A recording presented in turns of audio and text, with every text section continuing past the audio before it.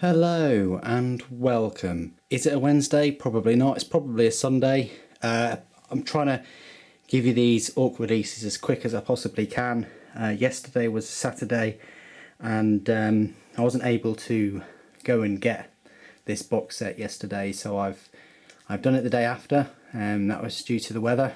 So I tried my very best to try and get new edition straight away. Remember, I don't own a company in terms of Warhammer, and I don't get anything sent for free or to be sold to customers or anything like that. So it's not like I've had a shipment of new releases and I thought I'd just pick a customer's one up and, you know, unbox it and all the rest of it, or keep one for myself. These things obviously cost money.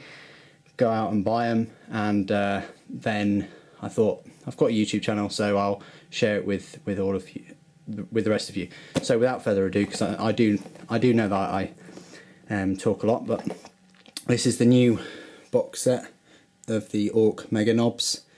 So again, this is the second week running that I've bought a box of Nobz.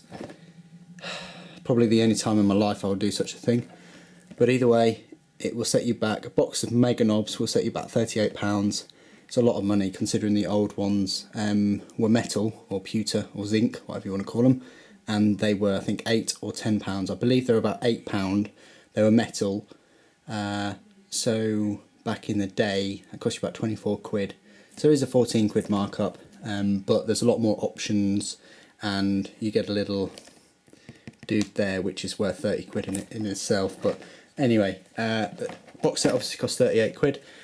In true Ork fashion, when I think Ork Meganobz, I expect one of them to have some kind of toothpick like this German-made Pole Force knife with the Tanto blade shape. I reckon this could pierce Mega armour. Look at that, I didn't even need to try. It's almost like it opened the box just thinking about opening the box. So let's have a look. So you've got that's the big mech, very reminiscent of Bioshock. Love that game, love all the Bioshock games. He just reminds me of a big daddy, a big Ork daddy, that's what they're called. And on the back, or the reverse, you've got the Ork Meganobz with the different weapon options. I'm still, I think that one looks rubbish, but I'm still deciding on whether to have the weapons or the kill saws, because the kill saws are pretty awesome, but they look more blocky than choppy or cutty, if you see my meaning. Right, so without further ado, we'll unbox it, then I'll go away, glue it as quick as I can, and do a video once I've got them all set up. One of these will be a big mech. So I don't know what's going on there with the box, but here we go. I'll just put that there. So you get your instructions, you get some rules about them, which are just, you know, normal. The big mech, it says it's a 6+, so I don't know why. I mean, I don't know what's going on there, because if he's in mega armour, surely he would get his 2+ save. That looks quite straightforward to glue, not like too many issues. It's a shame about the poses. I don't think you can make them in that many poses. But all you magnet people, you can probably put magnets on both of them and then have different weapons. I know Games Workshop's stance now, they don't really like magnets because they'd rather you buy 2 boxes. They'd rather you spend obviously £76 than spend 38, because if you had magnets and you make all the arm options, then you don't need to really buy 2 boxes. But of course they would think like that because they've got mouths to feed, but so have you, so don't forget that. You've got 3 big bases. I won't rattle them about too much. You've got the little base for the Gretchen, and here are the sprues. So I don't know whether this is a first look or not, I don't really care. All I'm interested in is showing you this content as quickly as I can, close to the release. So here you've got some kind of back plate, some kind of rockets. It's like kind of a mech weapon, or the mech gun.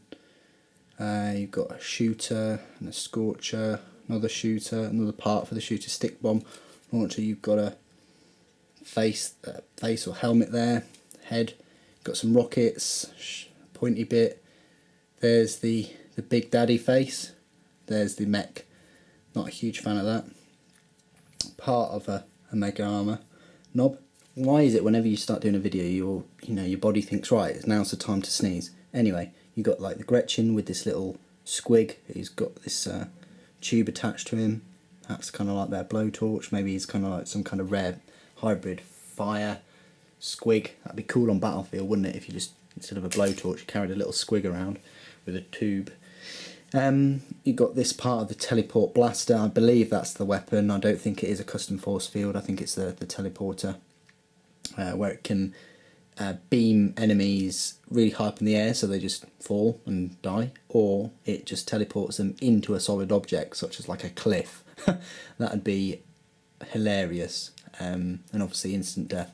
You got a couple of different heads there for orcs, a couple more. So far I'm counting about 6. There's a 7th one there. You've got this nice pile of skulls and a Space Marine helmet. Definitely going to put that on one of the models. And you've got this claw thing reminiscent of aliens, and you've got that's the custom force field, isn't it? And you've got various bits and bobs. So that's another Mega Armour knob part there. And here you've look at all these saws and things. This is incredible. So you've got a couple of sets there, a couple of sets of buzz saws. They haven't used them on the box. I do apologise about the weather, even though it's out of my control today. It's just gone a bit sunnier, but they haven't used them on the box. They've used the little ones and the larger ones, but they haven't used the double-edged ones, which I think look beastie. Again, some other parts of a Mega Armoured knob. Any faces or helmets there? No, but there's a nice jaw and like a bit of a loincloth. And there are some browns that are shooting out, so I might put them in the old looters or flash kits, but I think flash kits I've got enough. So there you go, that's all the sprues. I think 38 quid. I don't know. I mean, it's tricky. It is tricky because it's a similar amount to, I don't know, it's in between like a tactical squad and Centurion squad. It's not as many as a Centurion squad, I don't think. It certainly doesn't look like it. But then again, they are all very, very close together. There's not many gaps whatsoever. The biggest gaps are in the main parts of the armour, and there's a couple that have a few bits of chunks now and again. But 38 quid, is it 9 quid less than Centurions? Yeah, I'd say it's quite decent. I mean, obviously price-wise, which is what motivates most people, I would have liked to have seen them at 30 or 35, because I mean they are elites. It's not like they're heavy support or anything. They are elites. I think 30 to 35 quid for elites is fine. But when you're talking about 40 quid, you're at the tanks and things like that, aren't you? Like a Land Raider or a Predator. You are talking, 3 Mega Armoured Nobz or a tank or a fighter or something like that. I think this is probably, it's almost a Storm Raven, isn't it? Storm Raven's what, 50? Land Raider's 45. So 7 quid more, get your Land Raider. Or, let's be honest here,